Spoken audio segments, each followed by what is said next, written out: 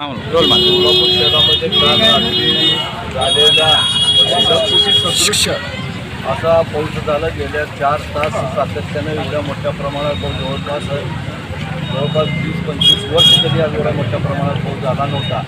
एवढा मोठा पाऊस झाला. त्या पावसामध्ये पिढी घरकुल भाग असू द्या, शहरी भाग असू द्या किंवा अनेक भागामध्ये नगरामध्ये पावसाचं पाणी घरोघरी घुसलेलं आहे आणि पावसाचं पाणी अजूनही प्रत्येकाच्या घरात गुडघ्या एवढं कमरे एवढं पावसाचं पाणी आहे. आयुक्त साहेबाला रात्री फोन करण्यात आलं. त्यांनी आपलं स्टाफ पाठवून दिलं होतं आपत्कालीन आणि त्यांचंही काम चालू आहे. आणि जिल्हाधिकारी साहेबांनाही फोन केलं की बाबा यांचा या जेवढ्या हजारो लोकांचं नुकसान झालेलं आहे त्या आपल्या ढगफुटी सदृश पावसामुळं आणि त्या लोकांना काहीतरी आर्थिक मदत मिळायला पाहिजे. यासाठी पंचनामा ताबडतोब करून घ्यायला पाहिजे.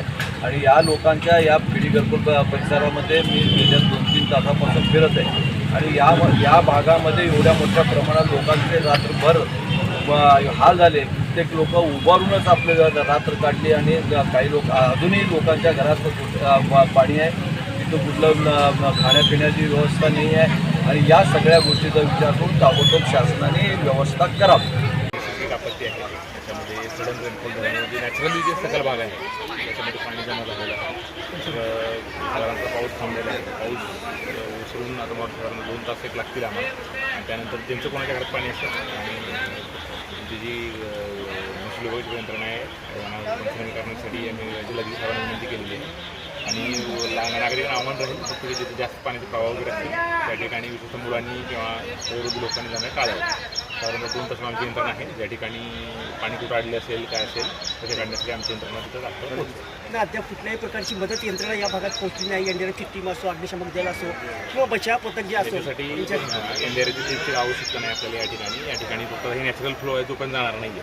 हे हा नॅचरल सकल भाग आहे. ती एनडीआरएफची टीम कॉलण्यासाठी परिस्थिती नाही आहे. त्याच्यामध्ये आमची यंत्रणा जी आहे ते येऊन फक्त आपलं हे पाणी जोपर्यंत वाहून जात नाही तोपर्यंत आपल्याला फक्त पाणी वाहून जाऊन देण्यासाठी जे काही आपल्याला मदत करावं लागेल ते करणार आहे. नागरिकांनी अजून कोणाच्या घरामध्ये पाणी आहे आणि फक्त नागरिकांनी काळजी घेणं आवश्यक आहे की अन्यथा जिथे पाण्याचा जास्त प्रवाह त्याच्या ठिकाणी जाणं टाळा. तर इथं पुढं नाला जे बंदिस्त करण्यात आलेलं आहे असे जे काही आमच्याकडे लक्षात आलेलं आहे त्याला नोटीस पण इश्यू केलेली आहे.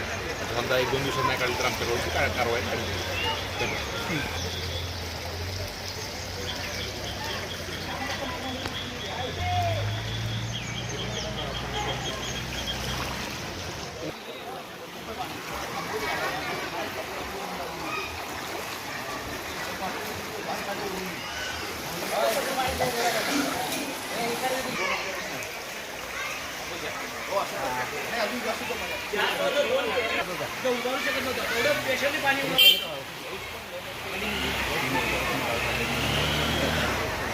साहेब ते 3 वर्षापासून आहे. मध्ये पण हा चालत